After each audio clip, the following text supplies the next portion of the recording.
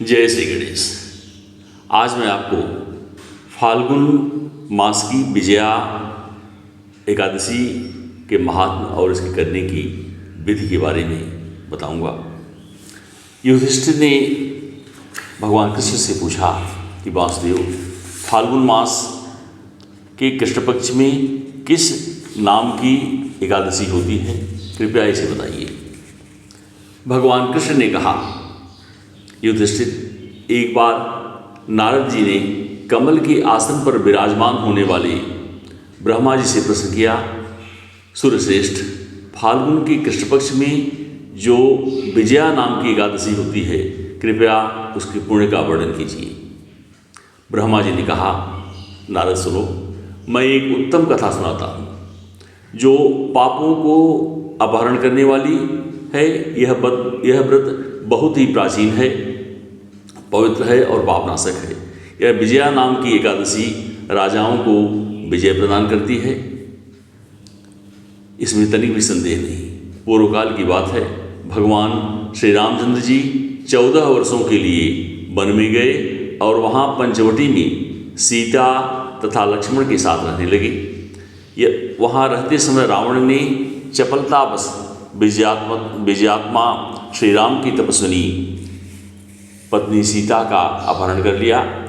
इस दुख से श्री राम व्याकुल हो उठे। उस समय सीता की खोज करते हुए वे वन में घूमने लगे। कुछ दूर जाने पर उन्हें जटायु मिले, जिनकी आयु समाप्त हो चुकी थी। इसके बाद उन्होंने वन के भीतर कबंध नामक राक्षस का वध किया। फिर सुग्रीव के साथ उनकी मित्रता हुई। तत्पश्चात श्री राम के लिए वानरों की सेना एकत्रित हुई। हनुमान जी ने लंका के उद्यान में जाकर सीता जी का दर्शन किया और उन्हें श्री राम की चिन्ह स्वरूप मुद्रिका प्रदान की। यह उन्होंने महान पुरुषार्थ का काम किया था। वहाँ से लौटकर वे श्री रामचंद्र जी से मिले और लंका का सारा समाचार उनसे निवेदन किया। हनुमान जी की बात सुनकर श्री राम ने सुग्रीव की अनुमति से लंका प्रस्थान करने का विचार किया और समुद्र के किनारे पहुंचकर उन्होंने लक्ष्मण से कहा, सुमित्रानंदन, किस पुण्य से इस समुद्र को पार किया जा सकता है?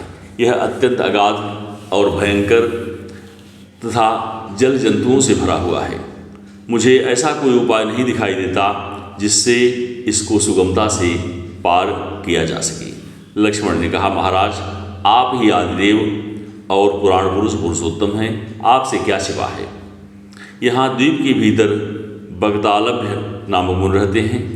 यहाँ से आधे योजन की दूरी पर उनका आश्रम है। रघुनंदन, उन प्राचीन मुनीश्वर के पास जाकर उन्हीं से इसका उपाय पूछिए। लक्ष्मण की यह अत्यंत सुंदर बात सुनकर रामचंद्र जी महामुनि बगदालभ्य से मिलने के लिए गए। वहाँ पहुंचकर उन्होंने मस्तक झुकाकर मुनि को प्रणाम किया।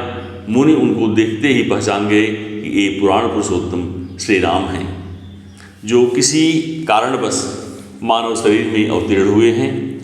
उनके आने से महर्षि को बड़ी प्रसन्नता हुई।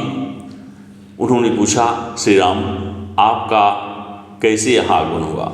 श्री राम बोले, ब्राह्मण, आपकी कृपा से राक्षसों सहित लंका को जीतने के लिए सेना के साथ समुद्र के किनारे आया हूँ। मुने, अब जिस प्रकार समुद्र पार किया जा सके यह उपाय बताइए, मुझ पर कृपा कीजिए। बगदालभ्य ने कहा, श्री राम, फाल्गुन के कृष्ण पक्ष में जो विजया नाम की एकादशी होती है, उसका व्रत करने से आपकी विजय होगी। निश्चय ही आप अपनी वानर सेना के साथ समुद्र को पार कर लेंगे। राजन, अब इस व्रत की फलदायक विधि सुनिए। दशमी का दिन आने पर एक कलश स्थापित करें। वहाँ सोने, चांदी, तांबे अथवा मिट्टी का भी हो सकता है। उस कलश को जल से भरकर उसमें पल्लव डाल दें। उसके ऊपर भगवान नारायण के स्वर्णमय विग्रह की स्थापना करें। फिर एकादशी के दिन प्रातःकाल स्नान करें। कलश को पुनः स्थिरतापूर्वक स्थापित करें।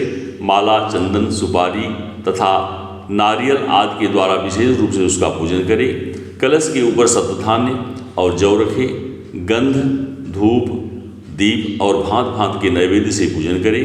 कलश के सामने बैठकर वह सारा दिन उत्तम कथा वार्ता आदि के द्वारा व्यतीत करें तथा रात में भी वहाँ जागरण करें। अखंड व्रत की सिद्धि के लिए घी का दीपक जलाए।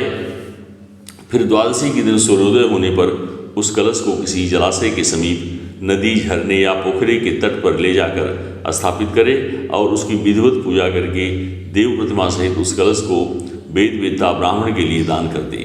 महाराज, कलश के साथ ही और भी बड़े बड़े दान देने चाहिए। श्री राम, आप अपने युद्धपतियों के साथ इस विधि से यत्नपूर्वक विजया का व्रत कीजिए, इससे आपकी विजय होगी। ब्रह्मा जी कहते हैं, नारद यह सुनकर श्री रामचंद्र जी ने मुनि की कथा अनुसार उस समय विजया एकादशी का व्रत किया। उस व्रत के करने से श्री रामचंद्र जी विजयी हुए। उन्होंने संग्राम में रावण को मारा, लंका पर विजय पाई और सीता को प्राप्त किया। बेटा,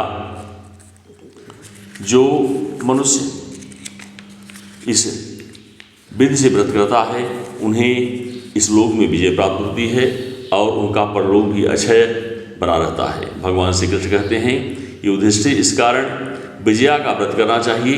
इस प्रसंग को पढ़ने और सुनने से वाजपेयी यज्ञ का फल मिलता है। युधिष्ठिर ने कहा, श्री कृष्ण, मैंने विजया एकादशी का महात्म्य, जो महान फल देने वाला है, सुन लिया।